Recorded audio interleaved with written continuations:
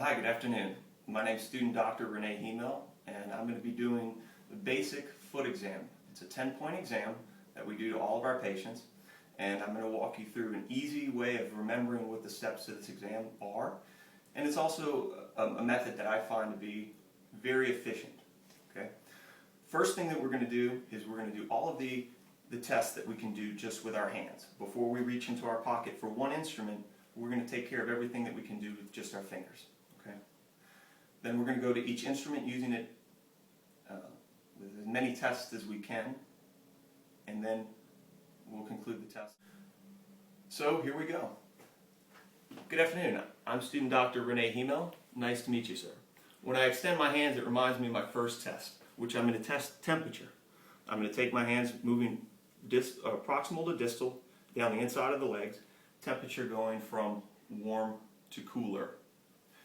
Next thing, I remember pinch, pinch, pulse, pulse. Pinch, pinch, pulse, pulse reminds me the first two tests that I'm going to do involve pinching. First is capillary refill time. I'm going to raise the foot. I'm going to pinch the front distal part of the big toe. Capillary refill time was under 5 seconds, which is acceptable. The other pinch in the pinch, pinch reminds me to pinch the side of the big toe because I don't want to give any proprioceptive clues when I test his proprioceptive sense. I'm going to ask the patient to please close their eyes, and I'm going to move the toe up, down, in the middle, and I'm going to say, "Sir, can you tell me if your toe is positioned up, down, or in the middle?" Which they would reply, "It's up." "It's up." Their proprioceptive sense is intact. And again, we'll be doing these tests on both limbs. But for brevity, we're just going to show you and demonstrate them on one. So that was the pinch, pinch of pinch, pinch, pulse, pulse. The other pulse, pulse reminds me that there's two pulses that I want to get. I want to get the dorsalis pedis, which is good. And I want to get the posterior tibial, which is also good. So with just my greeting, I'm reminded of temperature. With pinch, pinch, pulse, pulse, I get 2, 3, 4, and 5 already taken care of. My next little memory aid is the best clubs I can hit in my golf bag are my 6, 7, and 8 iron. And I actually have a tool called a Taylor Neuro Hammer. So it reminds me I'm going to swing away my 6, 7, and 8 iron. Let's start proximal and go distal. We're going to get a patella tendon reflex. So I have the patient bend their leg.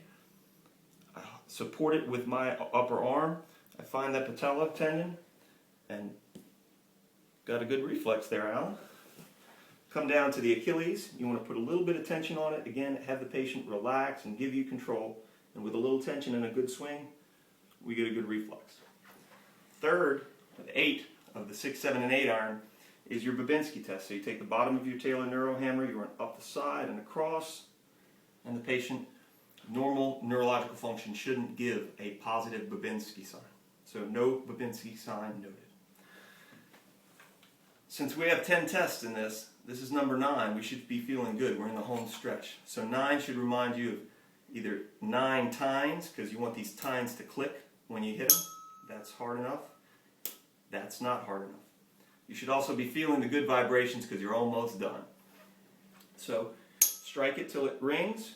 Place your finger underneath the interphalangeal joint of the first toe. Place the base of the tuning fork at the top of that interphalangeal joint.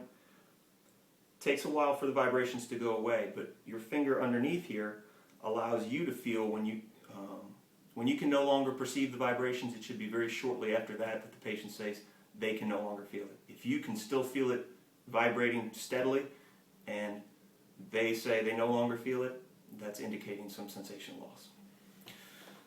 Test number 10 is your Sams-Weinstein monofilament test. You're testing pain perception, whether or not protective sensation, whether or not the patient knows if something is going to injure their foot. So you want to let the patient know how it feels normally. All right, Alan, this is what you're going to feel. I'm going to do that several points throughout your foot. I'd ask you to close your eyes, and I want you to tell me when and where you feel it. You're going to change it up, but the 10 places that we're going to test is on the base of on the tuft of the 5th digit, on the 3rd digit, and on the base of the 1st digit. And then you can go to the ball of the foot, across again, on the outside underneath the fifth, in the middle underneath the third, and on medially underneath the first toe. Then you're going to test in the middle of the arch, medial arch. Again, you want that for about a second and a half. You want that filament to bend and then bounce back. And they should tell you, I feel it outside arch of my foot, feel it inside arch of my foot. And the last test is going to be right at the heel. I'm sorry, second to last test is at the heel, that's number 9. And then on the top of the foot, number 10. Okay, so that's a good memory aid. It's the 10th test. There's 10 places to test in the with the Sam Weinstein's filament, and you're done. It's that easy.